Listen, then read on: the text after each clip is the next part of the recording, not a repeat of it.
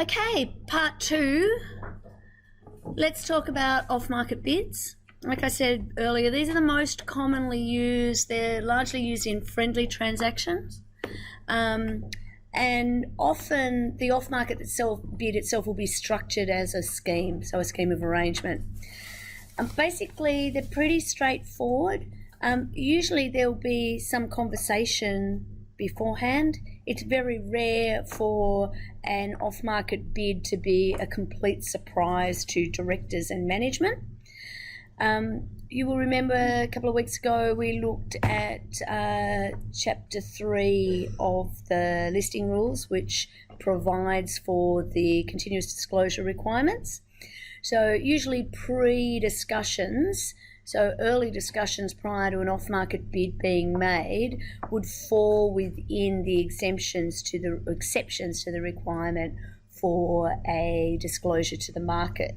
But it's often, if ASIC send, they're often referred to as traffic warnings. So ASIC will, not ASIC, actually both ASIC and ASX primarily responsible for it, will monitor share trading. So when they see unusual activities, so higher than usual traffic, they'll send what in the industry we call a traffic warning to the company to say, effectively, please explain. Is there any information that should be in the market that isn't in the market at this stage? And sometimes the answer will be no, we're not aware of anything, but the company should actually pay attention. Or Michael's face is saying, yeah, I don't ever believe it when I hear exactly. that. I can look you in the eye and say, as a company secretary, I have received one of those. I've received many of them actually, but I've received one where we couldn't even see extra trading. Like, I don't know why we got the traffic warning at all, and went straight back with, of course, we had an internal process. I'd call each of the directors, ask them if they're aware of anything that's going on, spoke to the core management team, and then basically went straight back to ASX with, we don't know what you're talking about. The ones that I've got a problem with is when the average trading volume is, say, for example, 10 million shares, and then all of a sudden it jumps to 100 million shares. Yes. And then you receive a letter from basically companies saying, oh, there's nothing wrong, this and that, everything, well, there's nothing that we need to disclose. Exactly. And then, a week later, they come with a big announcement, which is basically totally different to what they actually told the market, and it's just a bit unfair. But and then you think, is this inside trading? Yeah, exactly. That needs to be prosecuted. Well, and that's what Chapter 3 is all about, and that's why I raise it in this context, because it is very rare for an off-market bid to be a surprise to the directors. So there will be confidential conversations that are going on. And one of the things, if you are acting, whether it's for a bidder or a target, when an approach is being made, you have to be super aware of the continuous disclosure regime. Because the whole regime, and I think just looking at what we've looked at today, looking at Eggleston, but also looking at what we looked at earlier on around what continuous disclosure regime is, that the core value here is transparency. That if there is information that is known to some shareholders, that information should be available to all shareholders, or those some shareholders, those insiders, should be restricted from trading in some way.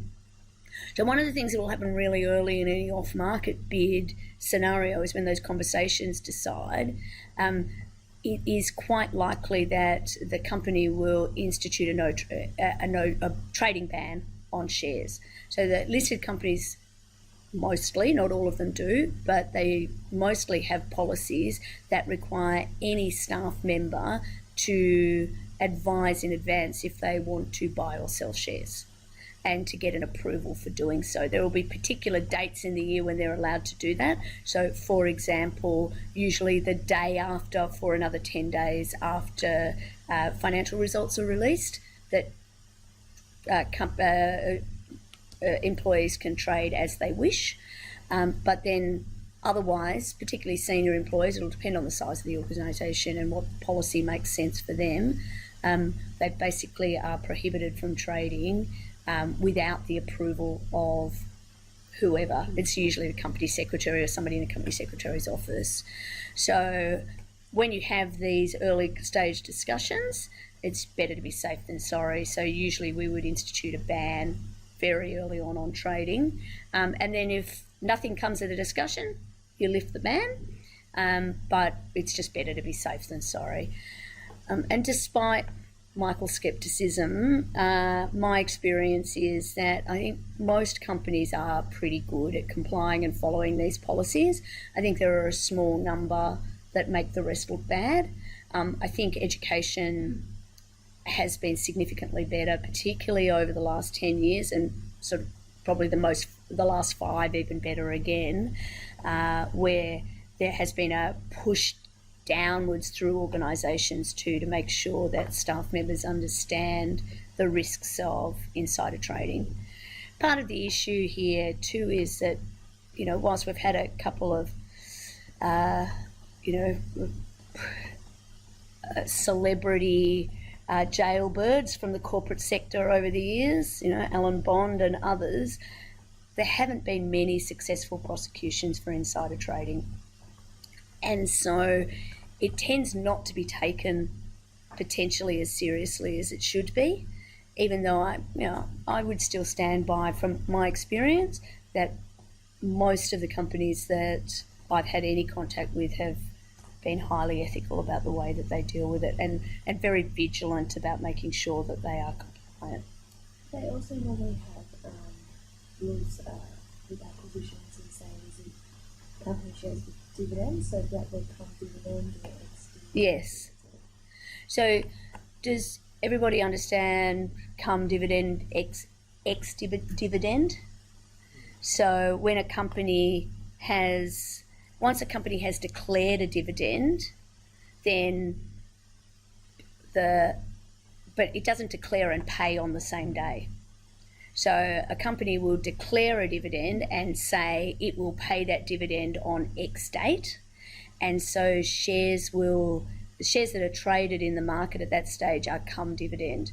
So it means that the purchaser, any purchaser who purchases up to, well, these days 2 days before the dividend date, they effectively buy with the right to receive the dividend. And then ex-dividend means that the dividend has already been paid. And so part of that announcement is by ensuring that the market is aware that, because often the price will go up by roughly the amount of the dividend once the dividend is declared, and then it drops again, not always, but it drops again by that amount after the dividend's paid. And many people in the market, that's actually one of the ways, especially day traders, will buy, take the dividend, immediately sell. Often the price doesn't drop quite as much, and so that's part of how they basically fund what it is that they're doing. So again, clarity around those announcements and clarity within the organisation about whether you can buy or sell come an ex-dividend makes sense. So I was talking about this in the sense of continuous disclosure. So lawyers advising, we need to be really aware in an off-market bid of what the confidentiality requirements are. But the other thing that we need to be aware of in this context as well is the associations or potential associations between bidders and target either management or subsidiary entities. So depending on how complex it is. So let me have a look. So basically, how you make an off-market bid once we actually go firm on it is that a bidder will release what's called a bidder's statement. I've got front page of one that's a couple of years old there sitting on the slide. It's interesting, the language up the top there, accept the cash offer, It's actually not technically required, but is almost universally included on a bidder's statement, because unlike prospectuses, where we're now in Australia anyway used to seeing glossy pages and photographs, and bidders and target statements tend to be very straightforward. And the target, one of the things that the target statement, which we'll look at in a second, but one of the things that the target statement has to do is include the director's recommendation. Do you accept or reject? And so bidders tend to put accept right up the front in bold, in the knowledge that many people don't actually read the documents. And when it comes to actually doing something, here's an official looking document. It's got the name of their company on it. It's got the name there of an investment house and a big law firm, and it says accept. What could possibly go wrong? So what a bidder statement needs to include is details of who the bidder is. So transparency around who's making the offer, what their intentions are for the business, assets and employees. So if we're taking you over, what are we planning to do? How they're going to fund the bid, what shareholding they already have in the target, and any other information known to the bidder that is material to a target shareholder deciding whether to accept the offer. So much more prescriptive in its requirements than a prospective. Again, partly so that there can be a apples with apples comparison. Once a target statement has been a bidder statement is released, then the target needs to respond. The response basically needs to make it clear whether or not the directors recommend accepting or rejecting the offer. The target statement also needs to contain all the information that target shareholders or their advisors would reasonably require to make an informed assessment, almost identical language to the prospectus requirements.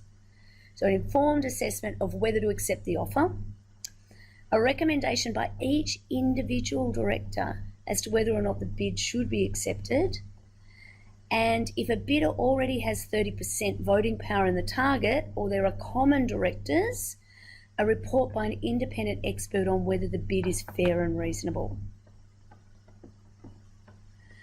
So notice that the directors can be advising reject, and an independent expert might still be saying fair and reasonable. The directors' obligations are to advise on what they think should happen, and notice that it's actually individual as well. So the reject or accept on the front cover will be a majority, and to be fair, it's relatively rare to have dissenting directors, particularly on an off-market bid, because by that stage it's pretty friendly really. But to have a statement up front as to what it is that the directors think and why, because directors can take into account more than just fair and reasonable. They can take into account potential alternative bids or what their own strategy is. Fair and reasonable is a reasonable amount of law, excuse the pun there, reasonable, around what fair and reasonable mean in this context. And that's also driven very much by accounting standards as well. So an independent expert in this context is usually an audit firm or a valuer, which will look at the fairness and reasonableness to the shareholders as a whole. So when we have a market bid, I'll look at the timetables in a minute. It works slightly differently. So the bidder will make an announcement that it's going to stand in the market and purchase all of the shares on offer for a price over a set period. So I'm going to stand in the market. I will buy any and all shares that are offered or that are made available at $7.20 or whatever it happens to be.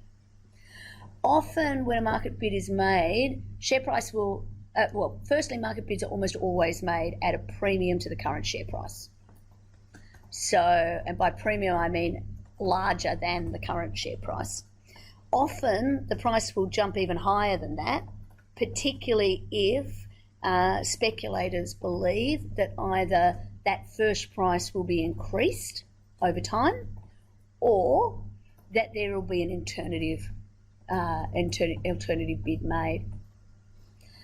At the same time they make the announcement, the bidder needs to give ASIC and the ASX a copy of that same statement.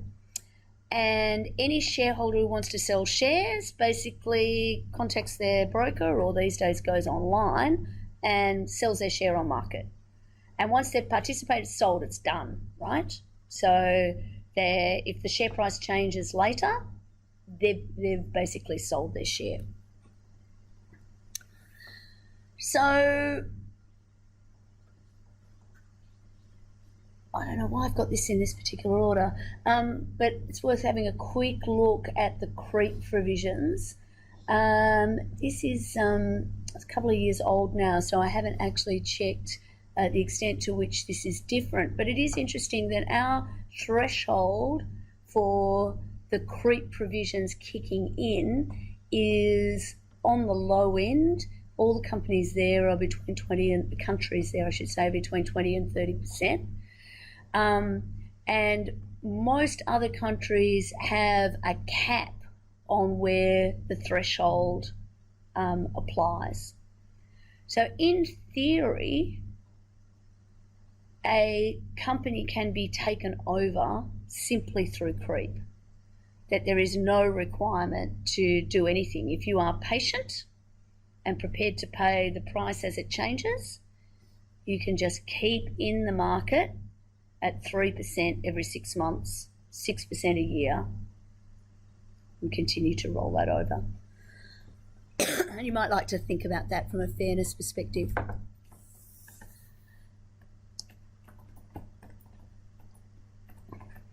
Sorry, I'm a bit annoyed with myself. I moved the order of these slides last night around a little bit for an order that made sense to me at the time, but as I'm talking to you about it, it's not making as much sense to me. So I want to go back to this idea now of which companies are affected. And it is pretty straightforward. We need to have more than 50 shareholders, a relevant agreement, and voting power. So 50 shareholders, it doesn't matter if it's listed or unlisted, and the acquisition of an interest in a smaller company can lead to the acquisition of a relevant interest in another company. So we'll talk about this in just a second when we map out what relevant interests really look like. In order for a relevant interest to arise, or the exercise of an option to arise, then we're looking for transactions in relation to securities that are entered into by or on behalf of a person acquiring the shares. So as we look at what companies are affected and how 606 works, we're moving beyond just straight acquisitions of shares. We need to be able to look through into agreements that impact voting power. So lending shares will apply. The creation of options that give somebody the right to, on very short notice, acquire voting shares will apply. Also, upstream transactions where a company acquires more than 20% of another company that in turn owns shares. The fact that the high-level company owns more than 20% means that the next level company, that they have a relevant interest in the next level company, in the subsidiary of that company.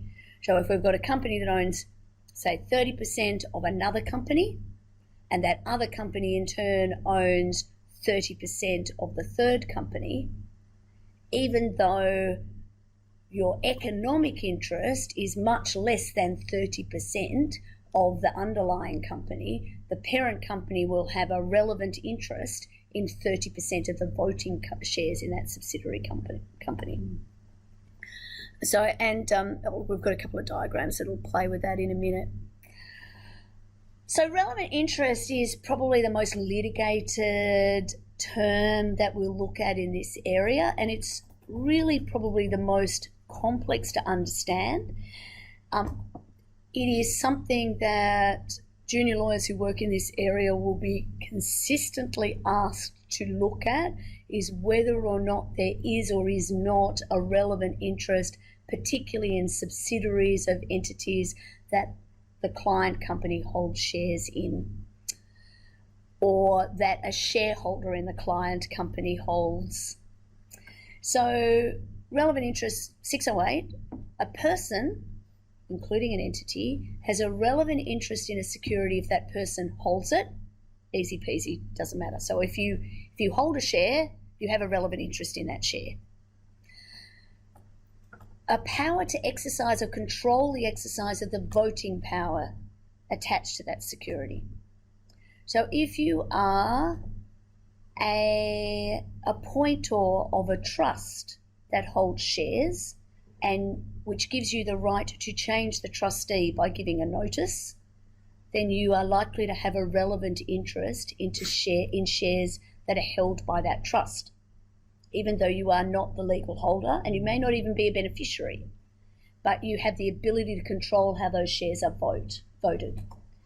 If you have an agreement with somebody else that says we're going to vote as a block, then you probably have a relevant interest.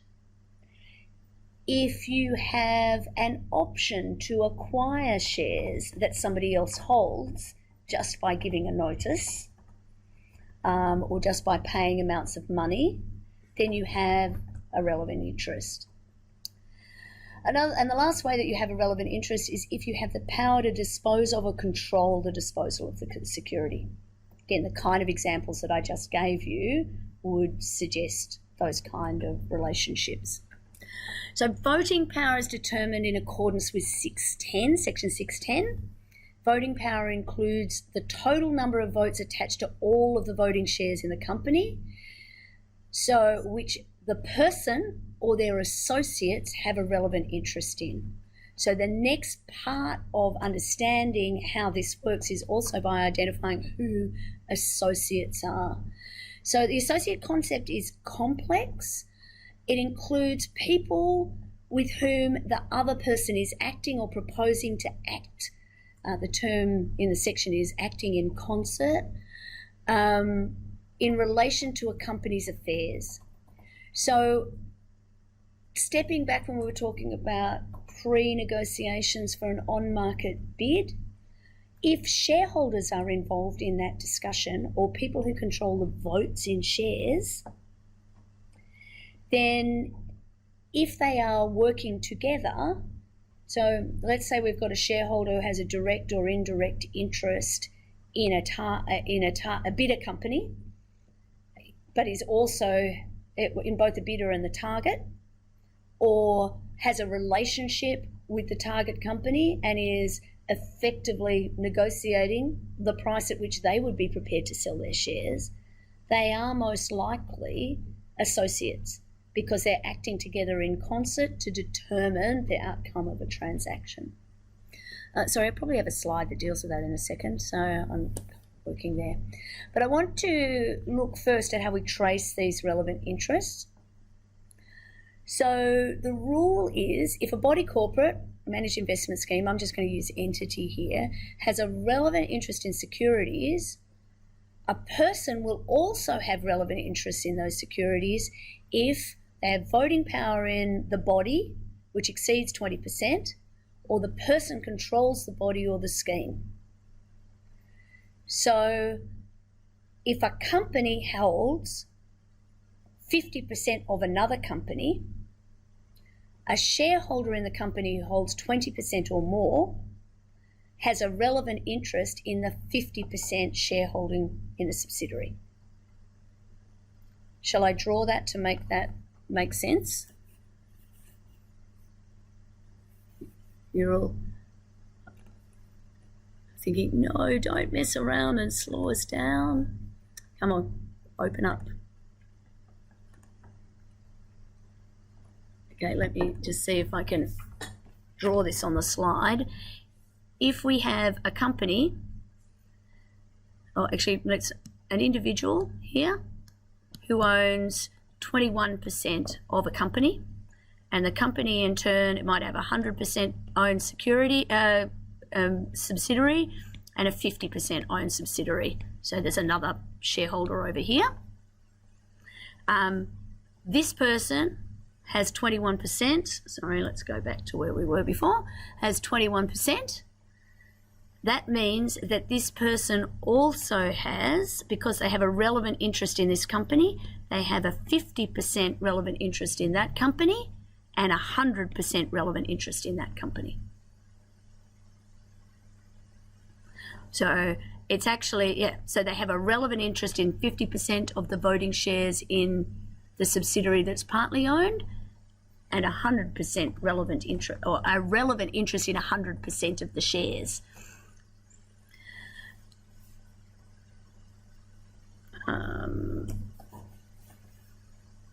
One day I'm going to make that work. So this example comes from the Levy text, which has a couple of them in there. It can be a little bit hard to follow, but if we look at that that diagram there, we've got A has a 60% relevant interest in B, B has an 18% relevant interest in C, and C has a 15% relevant interest in D. What that actually means is that A has a relevant interest in 60% of B's shares and 18% of C's shares. But because C doesn't have a 20% relevant interest or higher in D, A has no relevant interest in D's shares. And that basically means, sorry, one more here, A could purchase B's shares in C without breaching the prohibition because it already has a relevant interest in those shares. But it couldn't purchase 20% of, if it were to purchase 20% of D, its relevant interest would still be 20%. It wouldn't go up to 35% because it doesn't have a relevant interest in that 15%. So tracing gets messy, but it becomes an important part of working out what you can and you can't do, because it looks like C is quite far down the chain, and a bid that's being made by C, like for C, it creates a whole set of different issues. So working out what it is that A can and can't do under the rules becomes really important early on. Here's a little bit more complex one. So as a holder of more than 20% of the shares in shares in B, A has a relevant interest in B's 8% holding. So it's got an 8% holding in E, but because B and C there have an agreement, so B has a right to vote 5% of the shares in C, so half of C's interest, that's 13%. So that means A could purchase D's 6% holding in E, because it's already got that relevant interest. So B's voting power is actually 18%, and it couldn't make that acquisition, but A could.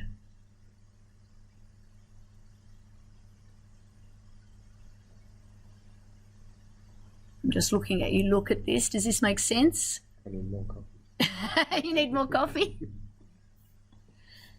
Okay, so let's start again. A already holds 20% of B, so it has a relevant interest in B's 8% holding in E, and in the 5% that is subject to B's voting arrangement.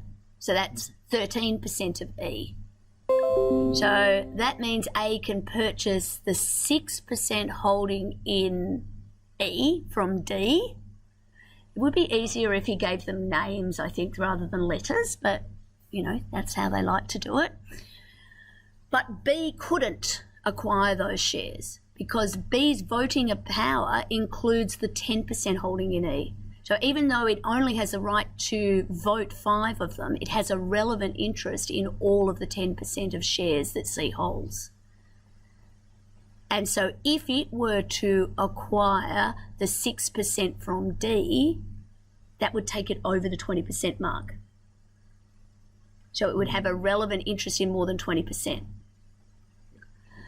A has a relevant interest in 13% already, but 13 and 6 doesn't take it over the 20% mark. Is that clearer? I was trying to use his language, but I think the diagram makes it a bit confusing, but the reading should be... Okay, don't look at the diagram then. I won't. The only confusion I have is why does B have voting power of 10% of C when the right to vote is only 5%? Oops, sorry. And actually, bizarrely, I seem to have anticipated your question and animated it earlier. So the reason is because A and B are associates because of that right to vote, the 10%, and because they are associates, B has a relevant interest in all of the voting shares that C holds, not just the ones that they have a contractual right. Right. So think about that. Why would the law say you've got a contract that says you can control the votes over these 5% of the shares, but we're going to treat you as having a relevant interest in all of the shares? Why is the law doing that? What is the purpose other than to confuse you on a Sunday afternoon? It's still morning. You're very confused. I am very confused. I confuse easily. I was up very early this morning. Why do you think that is? It's a substance issue. It's a substance issue. It's an anti-avoidance provision, ultimately. So, because what it's saying is if you guys are canny enough to enter into agreements where one of you is going to control votes, chances are that you have informal lines of control and communication. So, let's just make the rule consistent. So rather than make it more complex and less transparent, we will make the rule completely complex. Completely transparent is what I meant to say, but it is complex. How the law is going to work is say, if you have an association with that other entity, then we're going to treat you as having a relevant interest in all of those shares. If in fact you can't control them, that doesn't matter. As a matter of going back to Eggleston, what the principles are and what the transparency and fairness require, that we are going to make you, if you want to buy those shares in E, then you are going to need to make those additional disclosures. But because it doesn't continue to push down, we end up in this situation where it is quite likely that there is a relationship here as well, but it has to draw the line somewhere. So it turns out that A and D can enter into an agreement for those shares.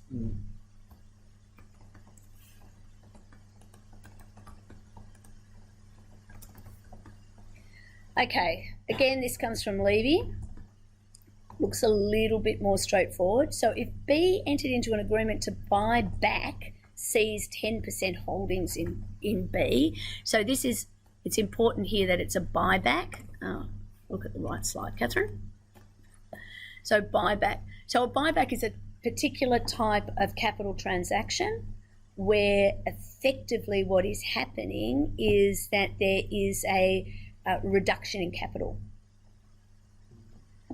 So the relevant interest in B, the relevant interest that B would obtain under the agreement would be ignored. And that's because, so if both C and B are shareholders, if both A and C are shareholders in B, if this is a selective buyback, or even if it's a general offer buyback and only C decides to participate, because once the buyback is affected, the relevant shares will be cancelled. So A's holding would increase to over 20%, but it's not a breach of 606 because there's no acquisition. So sometimes the rules are actually avoided by providing for selective buyback transactions. So you know that the insiders are not going to participate, but it gives an opportunity for external investors to get out before a transaction or a change occurs. Questions, concerns, frustrations? So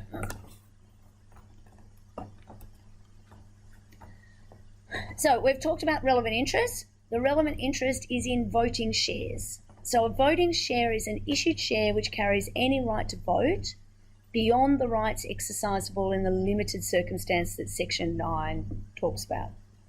So securities here is specifically defined for the purposes of Chapter 6. Includes shares or debentures or legal or equitable interests in them, interests in registered or managed investment schemes, and options to acquire any of those securities. So again, it's a narrower definition in some ways and a broader definition in others. It's also important to understand that there is a concept of a class of securities because bids will be made for a particular class, the bid class.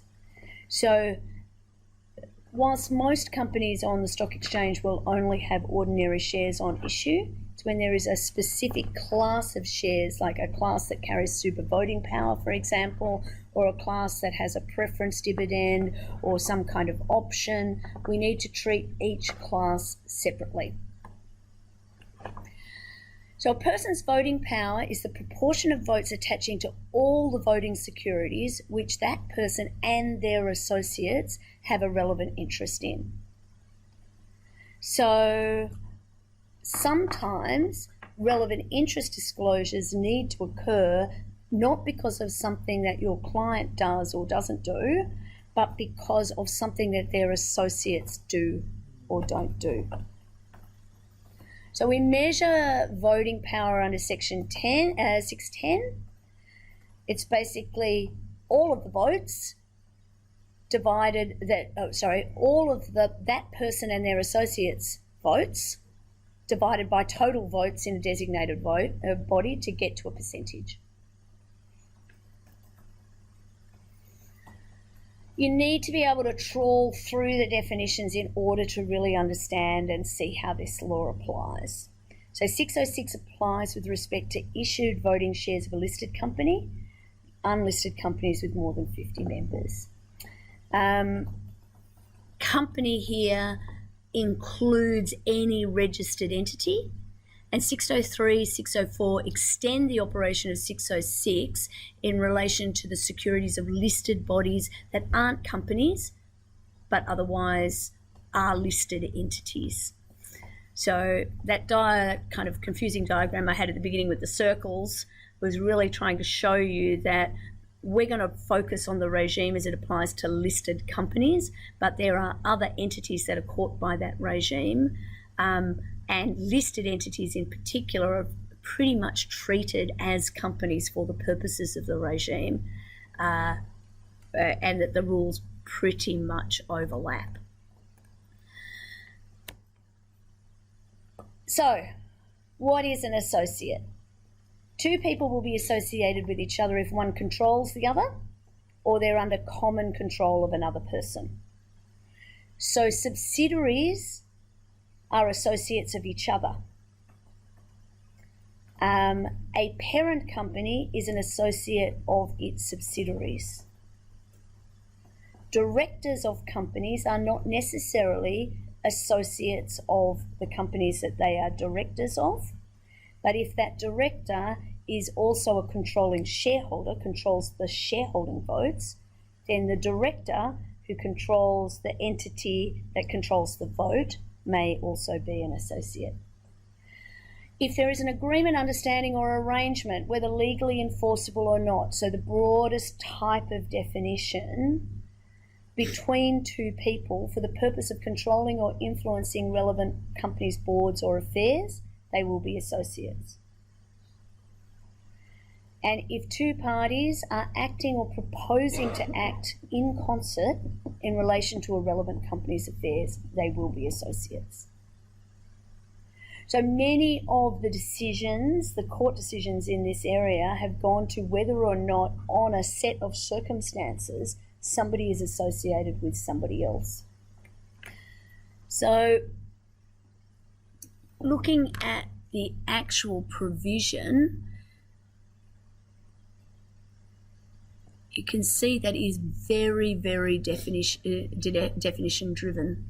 One entity, so an associate, is an associate entity of the principal if any of these things happen. So if the associate and the principals are related to each other, so they're part of the same corporate group, if the principal is a director, if the principal is a controlling shareholder, I should say, not a director, if the associate controls the principal, through the operations, resources of affairs of the principal are material to the associate.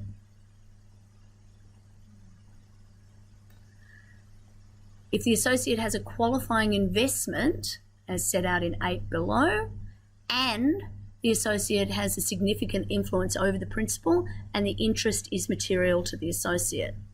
So you can see it's a largely qualitative test. And the investment here, for the purpose of the section, one entity has a qualifying investment in another entity if the first entity has an asset that is an investment in the second entity or has an asset that is a beneficial interest and has control over that asset. So very, very qualitative test as to what associates is. And on the whole, I'm always advising to proceed with caution. When in doubt, assume association, because so much turns on getting this wrong. So the concept of association is really all about identifying people who need to be grouped together for determining which people have rights or interests that are aligned and which shares should be treated as forming a block. So we use the association reference to identify blocks of shares, people who are likely to assist somebody to acquire a controlling block, or people who lack independence. So where their votes might be tainted in some way. And then this follows through in a whole lot of different senses. So if you remember back to when we looked at the different ways in which the prohibition, the gateways through which we can go, they include things like security holder approval. So we use the associate reference to determine which security holders can vote in a resolution to approve one of the gateway transactions. So prohibition applies, but it doesn't have to apply if we get security holder approval for the proposed transaction.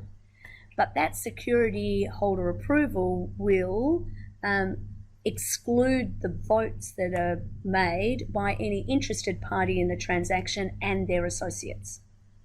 And in order to work out who is an interested party in the transaction, we look at relevant interests.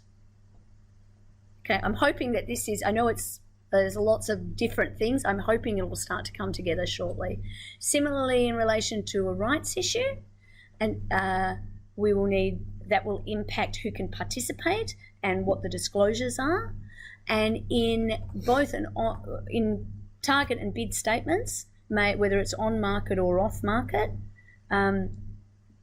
the relevant interests will need to be disclosed, particularly all relevant interests will need to be disclosed. As you disclose the identity of the bidder, you will need to disclose who their associates are and what the voting block that they already have and that they can obtain will be. It's not just what they will obtain directly, but as an associate group. And so that gives existing shareholders an understanding of what the reformed entity will look like moving forward. So there are some associations that will be excluded from the concept of association. So just because I am your legal advisor does not mean I am your associate. Just because I am your stockbroker or your underwriter or your advisor in relation to the on-market transaction doesn't mean that I am your associate. Might mean there could be potential conflicts of interest that impact that person's ability to advise other people under professional laws, but it doesn't actually create an associate reference. If you receive an offer under a takeover, that is not acting in concert. That is not an agreement or an arrangement that would be caught by the Act. I'm calling them honorary proxies here, but you know, if you have a meeting of members, it is quite usual to give the chairman of the meeting a proxy. And that might be an undirected proxy or otherwise, but generally, holding somebody's proxy doesn't make you associates. Institutional investors, so there's a class order that addresses this, but banks, investment houses might hold many different many different investments, but that doesn't necessarily mean that they're bundling those together. And then the class order is basically just recognising investment as opposed to control. And again, straightforward, simple share sales. So where I'm outside of the regime and I'm just selling off market some shares to somebody else, they really aren't caught either. And we're just talking about simple, straightforward. So to trigger the provisions, a proposed transaction needs to give right to an acquisition of a relevant interest in voting power. So they're the things that we are looking for each time. So 2 shares without any voting rights? No. Yeah, doesn't matter. I'm struggling to think of an example of shares without voting rights at all. I'm not sure. From a listed company perspective, I think that is... Yeah, you can have different weightings. Still, News does that, for example, the News Limited Group. But, yeah, so they have super voting rights, shares that hold more rights to votes than rights to dividends. But, yeah, theoretically, I'm not sure what ASX would think about shares that had no rights, because that's really... It's like just a financial interest. It's not really a share. No, I'm. They do in the US. Yeah, they do in the US. And again, too, it's probably worth pointing out, big takeovers, the ones that happen in the US, happen under a completely separate and different set of rules. And the US has a merger rule. So we don't, even though we talk about mergers, and many takeovers are sold as mergers, two companies coming together, BHP and Billiton, for example, very much a merger, but it's a takeover. It's one company becomes the owner of another, is the way that it works under Australian law. The closest thing we have to a merger is a scheme where there is a reorganisation of the capital in some way. But, yeah, it is worth noting that, because you can read about these takeover transactions and the rules will be completely different. So Section 606 is where you need to go to explore what it means to acquire a relevant interest. It's broad. It could be a formal or informal acquisition. It could be an informal arrangement. It could be a habit of action. I just vote the way that this other, I'll vote my shares the way my dad does. It could be family ownership. It could be anything. So whether it's purchase, issue, informal transaction, some kind of implicit understanding, the law will treat it as the acquisition if there is a relevant interest involved. Excuse me. Entering into a transaction also defined. You need to go to section 64 to have a look. It includes entering into or becoming a party to a relevant agreement in relation to shares and exercising an option to have shares allotted. So it doesn't matter how remote a relevant interest is or how it arises. At the end of the day, if two or more people can jointly exercise a power over voting, either voting or disposal of shares, then each of them is taken to exercise that power. So when you look at any company, the sum total of relevant interests, if you take every shareholder's relevant interest and add them together, it will add up to more than 100% of voting interest in that company. And it's actually worth saying that out loud, because I know that it's like, that confuses people. It's like, well, if Fred's got a relevant interest in 60% of the shares and Tom's got a relevant interest in 60% of the shares, that's 120% of the votes. And actually, when they both vote, only 60% of the votes will be issued, because it's the same 60%. But from the point of view of actually doing these calculations, we look at each party individually. And that is simply a compliance mechanism. It's about transparency and fairness, and about grouping those two together for this purpose. So I've got a whole heap of notes there. Is there something else I want to say? No. So old case, but probably it comes up, one of the ones that comes up more often than not is Kornblums Furnishing. So again, it's only, you'll see, because of the fast-moving nature of these kind of takeover transactions, most things are dealt with by the takeovers panel. If they do go to the Supreme Court, they're usually addressed then and they're either settled or moved on. There are very few High Court decisions when it comes to takeovers decisions at all. So in Kornblums, the court rejected an argument that the words "to exercise control" meant exercise substantial or absolute control. So a person will have a relevant interest if that person has power to exercise some actual or true measure of control over the disposal of voting shares in a company. So it doesn't need to be substantial. It doesn't even need to be reliable. It just needs to be actual control, actual influence.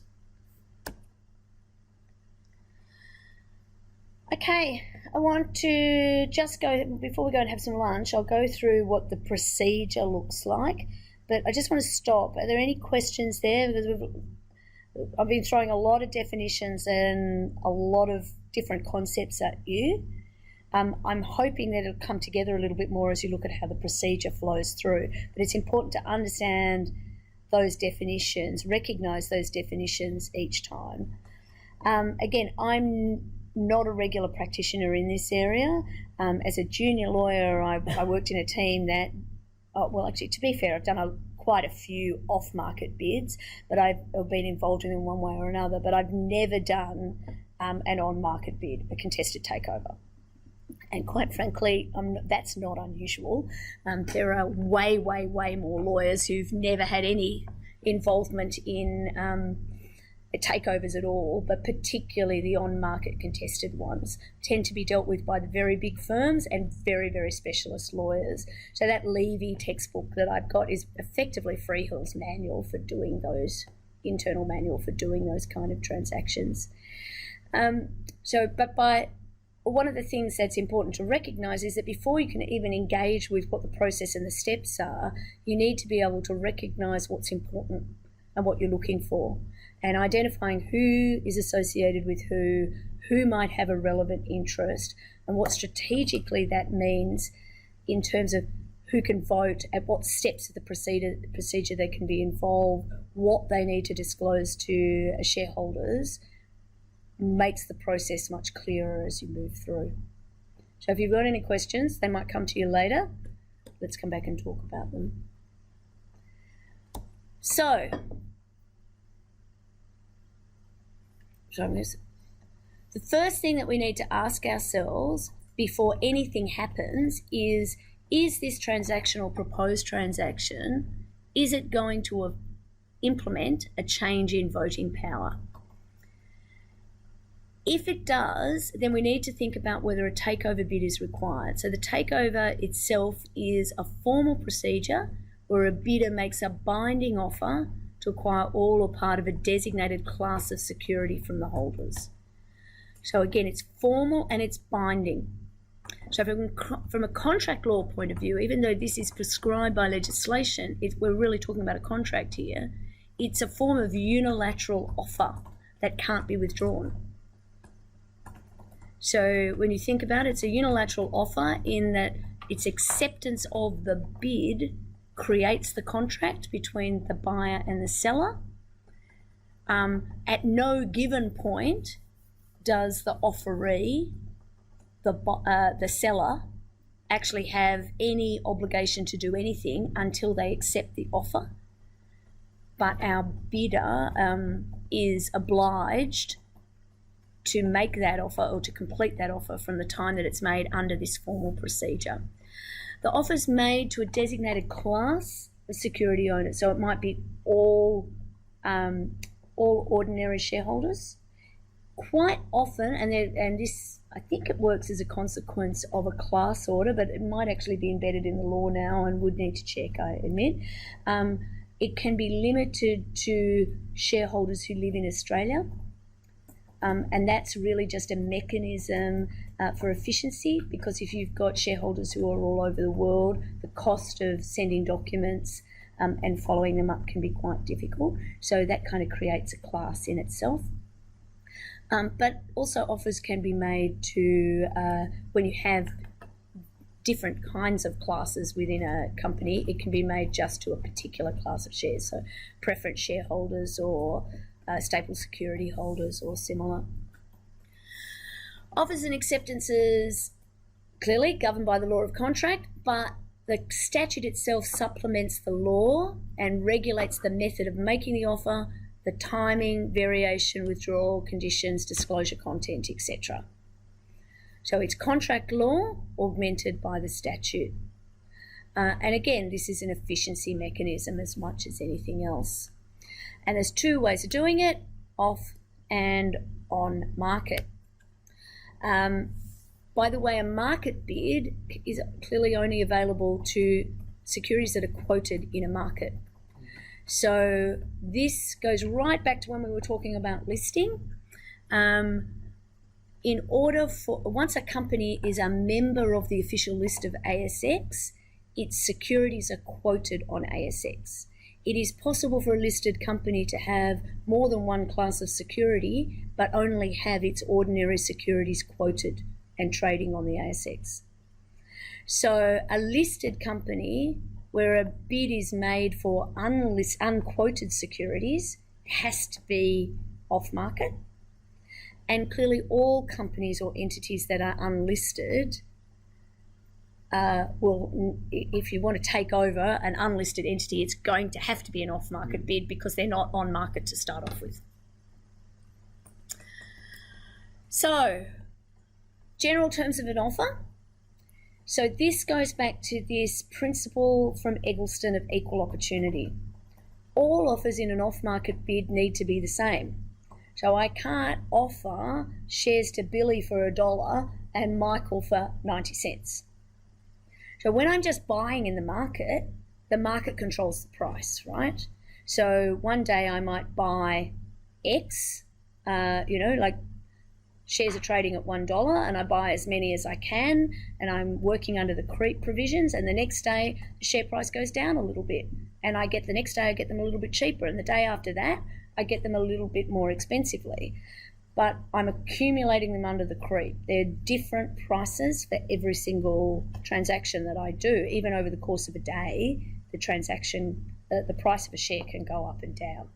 But when I'm making an off-market bid, I'm making exactly the same offer price-wise to all participants in the offer, or all offerees.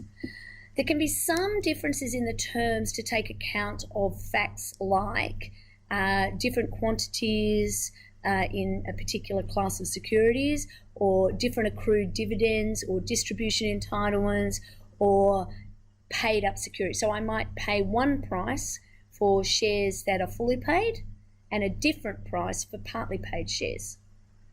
Normally they would add up. So if you've got fully paid shares at $1 and shares that are paid up to 20 cents and a call hasn't been made for the other 80 cents, I might be paying $1.20 for the dollar shares, and I might be paying 30 cents for the ones that have been paid up for 20. It sort of ends up the same because I will then have that call for the 80 cents. For market bids, all of the securities in the bid class, offers need to be made for all of the securities in the bid class. Now, that means that if all security holders in the bid class accept that offer, you have to buy them all. It can be time limited, so it doesn't mean at the end of the day that you're going to end up buying them all. You might only want 20% or something like that, but you have to make, well, it won't be 20% because you only have to do it if you've got 20%. You might want to end up with 50%, but you basically have to buy them all. You can then put them back on market, but you have to be able to make an offer for all of the securities in the class. So what does the process look like for an off-market bid? So again, the bidder prepares the bidder's statement and the offer. This will be in confidence. There would usually be some sort of conversation and negotiation going on, not always, but usually. There would be some sort of communications between the management and directors of the target company. Same day, bidder needs to lodge the statement and the offer with ASIC and the ASX, and then send the bidder's statement and the offer that they're making to the target company. So it goes to the ASX when it's finalised, ASX and ASIC first. In fact, it actually just goes to ASX because ASX collects that information on behalf of ASIC anyway. So it goes straight to the ASIC register that way. You don't have to send it twice. And then it goes out to the security holders. Again, because there's usually cooperation at this stage, it may well be that the targets have authorised for the company share registry to send things directly to the email addresses of shareholders. That most shareholders these days communicate with companies through email. They don't have to have paper documents. Then they need to lodge a notice with ASIC that says everything's been sent to target shareholders. The bidder then needs to send the statement and the offer as it's made, the physical copies to the ASX. The bidder will send their statement and the offer, the physical copies to the target, to the holders. So first they've sent it to the target company, and then they send it to the actual holders. And again, they've got to tell the stock exchange that they've done that, and they've got to tell ASIC that they have done that. Then the target gets to prepare its response. Now, in a friendly offer, this might only be a matter of days. It might even happen on the same day because they know what it is that they're going to say. It's usually, there's a prescribed period, days. I've got a timetable for you coming up. I can't remember the exact number of days. It's a relatively short amount of time, but it does allow enough time for the target's directors to consider the offer and to prepare a response to it. That needs to be sent to the bidder. It needs to be sent to the shareholders, and then it also needs to be lodged with ASIC. Target gives the target statement to the Securities Exchange, to the ASX, and then we follow up with whether or not there are actual responses to it. So if we look here at that timetable, you've got no more than 15 days to a target has no more than 15 days to respond to the bidder statement. So the timetable is relatively tight. Offers need to be open for at least 1 calendar month. Often they're open for much longer. One of the things that the bidder is trying to do is really, as early as possible, make their bid firm and final so that it's not changing. Because once their bid is locked in, they can't pay a higher price. But of course, they've got to see what the response of the market is to the price that they're offering. So the kind of things that need to happen during this period include getting a bidder statement together. Now, clearly there's plenty of time in this early phase here, this begin preparation phase, because the target's completely in control here. So this could take months to get together if they want to. Timetable really only starts at the time that the announcement is made. And then we end up with the dates that really drive the whole process. It has, technically, the bidder has up to 21 days after making this statement, but usually it happens on the same day, because why would you tell the market earlier? So it's only really when, as a consequence of either a traffic notice or because ASX has decided that a matter is no longer confidential, or the board has decided under the continuous disclosure regime that information about their intentions has ceased to be confidential, that you would be making this announcement early.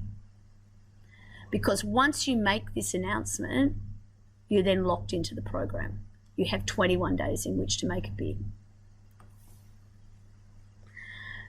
Actually, think about that for a second. Why do you think the law would make? Because a bid is a binding offer, right? So why is the law basically, we call it the put up or shut up rule. So why would the law be requiring people, effectively forcing them to make an offer for securities once they've made this statement?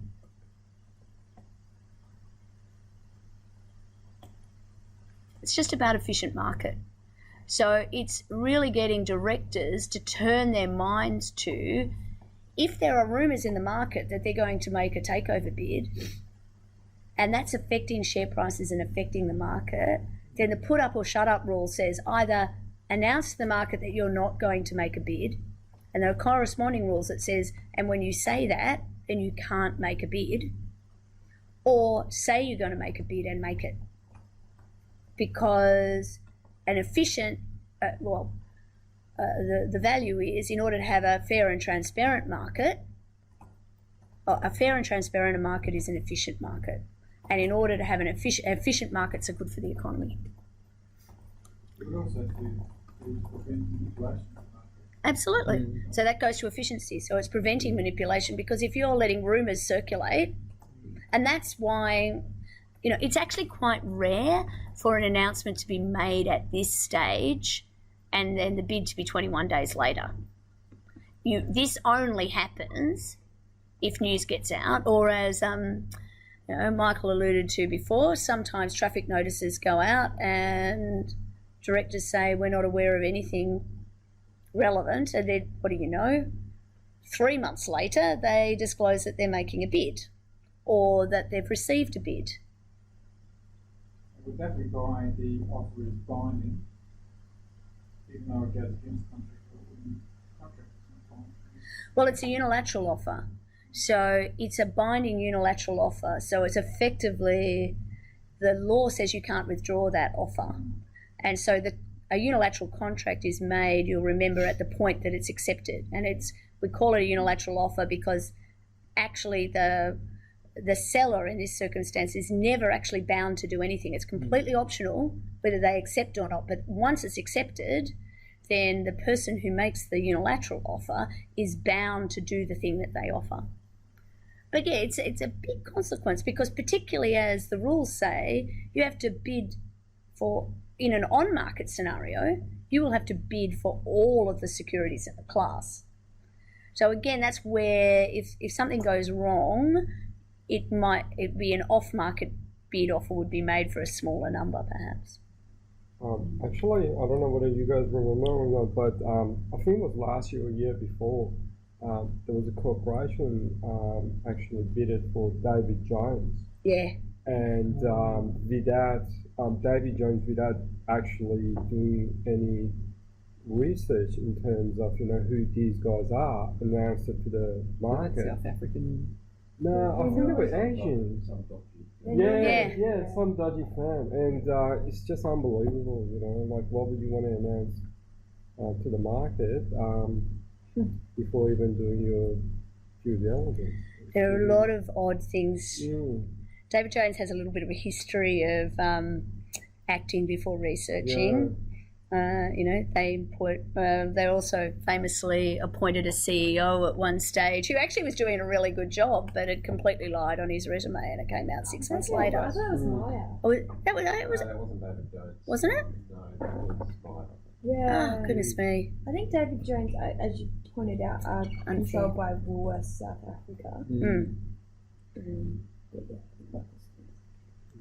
But look, and because these transactions, like, they have significant impact, not just on the companies involved, but actually on the economy as a whole, and they can affect the way that the indexes work.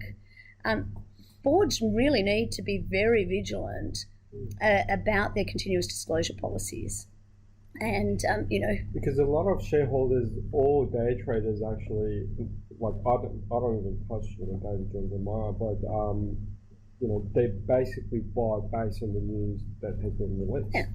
Well, in algorithmic trading now, that's what it's doing. Algorithmic trading is just basically computers that are looking for movements in the market and then responding to those movements in and out. And, so that's, there was a flash crash 18 months ago, which was literally just these supercomputers fighting with each other to get in first. And because they all respond so quickly to the downward movements, basically just everybody was selling, but it's completely algorithmic. There was nothing that was actually happening in the market at the same time. And again, these are the kind of things I want you to be thinking about when you're thinking about disclosure and doing that critical analysis piece. And perhaps in David Jones's defence, they may not have looked at this with enough diligence, but they may have been concerned that was something that was going to get out. Yeah. And they must have been. Like, again, I am probably giving them the benefit, but they absolutely must have been because it's a crazy thing to do. Look, and it might be that they were excited about, they get excited about the idea of, retail at the moment. Anything that's going to make your price go up, you'd be like, yeah. Anyway, so on-market bid process is slightly different. So we start with preparing the bidder's statement. We announce it to the ASX. The statement is then sent to the ASX, so the physical statement. Send the statement to the target. Bidder then lodges the statement with ASIC. So it basically, see that slightly different order. Bidder sends the bidder's statement to the holders. Bidder lodges the accompanying documents and supporting documents with ASIC afterwards. Bidder gives all of the other documents to the ASX. Those two things tend to happen at the same time.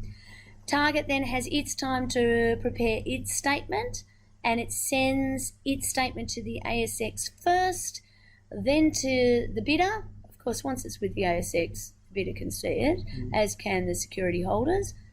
Goes to ASIC, sends the statement back to its own holders, and then the bidder can start making offers through the exchange. So you can't actually start buying until the securities holders have got the target holder's response. So, this slide is ridiculously difficult to see, but my intention here is to just show how ultimately the steps are very similar, the order is just different, and the order really goes to the question of control, because we're assuming here that an on-market bid, it is highly unlikely that the target and the target's directors, officers, key shareholders have had any communication or negotiation with the bidder. So that has a couple of different consequences. The bidder in that situation, the only due diligence it's really been able to do is on-market due diligence. It's not being able to go and actually physically look at things that ordinary people couldn't look at. It will be making assumptions in relation to efficiency and its strategies based only on published reports, which means also the target often doesn't know that this is coming, or if it does know it's coming, doesn't want it to come, has its own views about what the right strategy might be and what the right investments will be. So it doesn't really know until the bidder's statement is created what the bidder's intentions are, what the bidder's valuation is. And so that time period that it has for responding is actually used for responding. So it has to do its own analysis of the bidder's offer and any accompanying reports that go with that. And then it needs to get, particularly if it's for 30% or more, it needs to engage an independent expert to consider whether it's a fair and reasonable bid, but it also needs to respond to it commercially.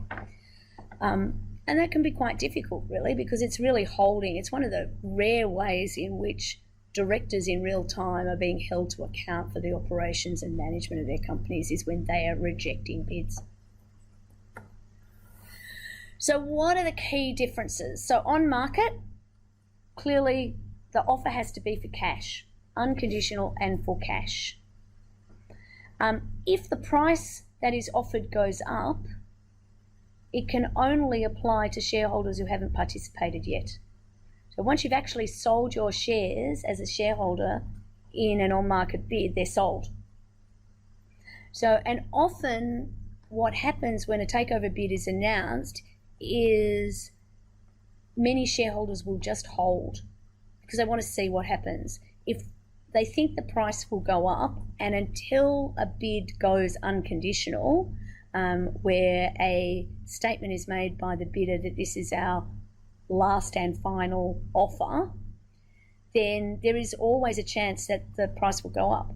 There's also a chance it'll be withdrawn and it'll disappear as well, that if they say we're only going to stand in the market for a month, and if we don't succeed we'll disappear, then chances are it's lost. But there is a little bit of gambling about this.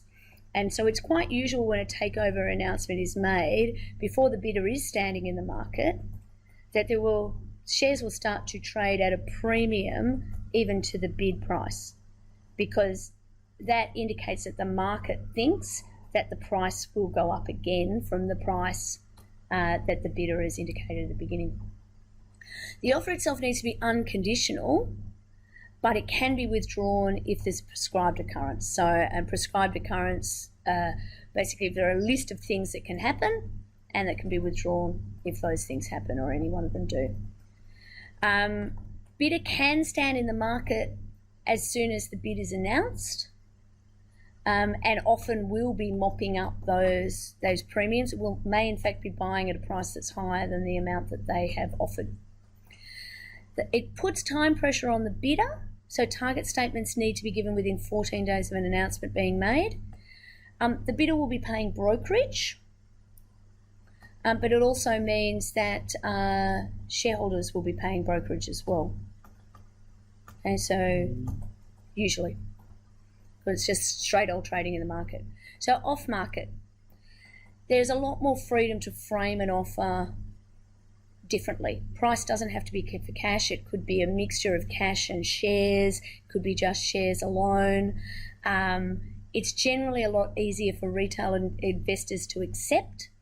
They don't have to pay brokerage. They don't have to deal with anybody else. They can just accept and wait for the check to arrive. If the price goes up, the new price will apply to anybody who's accepted the offer early on as well as later. So settlement all happens on one day and it'll be at the final price. So the price only goes up, it doesn't go down. So, accepting early doesn't mean that shareholders don't get the increased value if it happens. It can be subject to conditions. So it can be very clear on, for example, if they don't get a minimum participation, they will not complete the deal. Once the announcement is made, the bidder can acquire on market as well, but only if the offer is for cash. So they can't pay, once they've made an offer, they can't pay different prices. A formal response can be delayed until 15 days after takeover documents have been dispatched to shareholders and a minimum of 14 days after the bidder's statement is served. Clearly, no brokerage for the bidder. It's an off-market transaction, so that can reduce their costs. Tends to be managed by an expert anyway, so it's well, either side it's going to be managed by an expert. I don't think the costs are substantially different for bidders from a share transaction point of view. And also, they can pay the consideration all in one go, which means it can be subject to finance relationship. It's a lot easier to manage from that point of view as well. One of the issues that comes up from time to time is identifying whether or not offers have been made for different classes of securities and with what that means for the bid itself. So Section 6172 allows a bidder to extend a bid to securities that come into existence during an offer period as a consequence of the conversion or exercise of rights, so exercising an option, for example, or employee share schemes that create new rights at that time. So in a market bid, a bidder has no choice but to extend the bid to all of the securities in a class, whether or not they exist, but an off-market bid a bidder can decide whether or not they do that at the time. And 618 is the provision that allows for full or partial bids. So it provides that an offer for securities under an off-market bid needs to be an offer to buy all of the securities in the bid class or a specified proportion.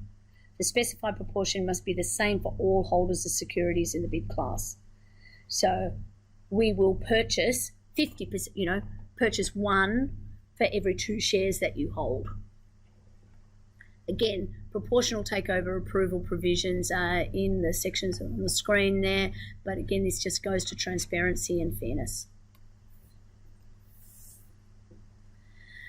Consideration is important here too, so the consideration need not be cash in an off-market bid.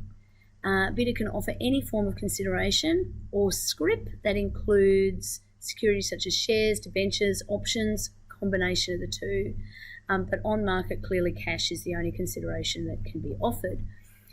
Consideration must at least equal the maximum consideration that the bidder or an associate provided in the 4 months prior to the date of the bid.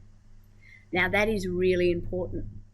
So even if you're looking at the creep provision, so a company that is working to acquire more shares, so to get itself over the 20 or maybe to the 30% regime, so it's got a good chance of doing what it wants to do, one of the things that it needs to be aware of is that if it's spending more money, like as the price goes up, it's setting its minimum price that it can bid at.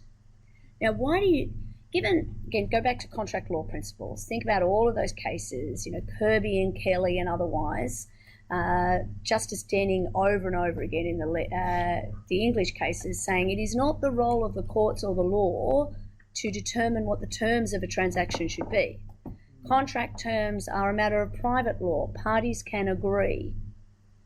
So here we've got legislation coming in and saying we're going to require a floor price. If you pay a price for shares in the 4 months before you buy shares, that's the minimum price that you can pay when you make a bid. It's about protecting minorities. It is. It's protecting minorities. Because if, say, I own a 10% stake in a company and Billy here has 11%, he knows he wants to make a takeover bid. He might start by buying my 10%. That's a big chunk. He might want to be prepared to pay a premium for that because it saves him a whole lot of time and effort to get himself to 19%. And then he might stand in the market for another 3 months to get himself up. He's got, in any 6 month period, he can acquire up to 3%. So in a month, he's got himself up to 22%. But he can't buy any more without making a bid. If he were to make a bid based on the current market price, but he's paid me a premium for my 10%, I'm an insider effectively. I've got the benefit of that higher price, and the outsiders have missed out. So if he, or for that matter, any of his associates, are to make an offer at a higher price, which might be commercially strategic, might be a good deal for him, certainly a good deal for me, but it means that those outsider shareholders wouldn't get the benefit of that. So again, advising somebody, what he's likely to do is wait 5 months. There is that. But again, as he acquires on market, suddenly whatever price is his highest price in the last 5 months becomes his lowest price that he can offer. And that's on or off market. So price is a little bit harder to determine when we're looking at consideration that isn't money. So part of that valuation piece is around determining, well, what is the true value of the consideration that is being offered. The market downturn is really the interest course. Yeah. Like out for 4 months. Absolutely. Absolutely.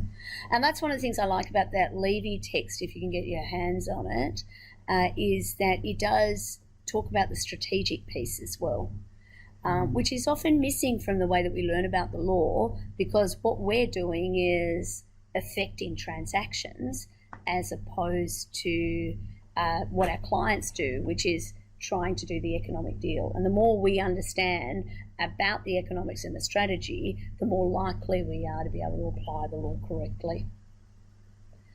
I think this is a natural place for us to stop for lunch if you're happy to do that. And if we can get back together at 1 o'clock, I think we'll sail through the afternoon, and I'll buy a beer for anybody who wants to come to the pub with me afterwards, including you there at home. Just get here quick.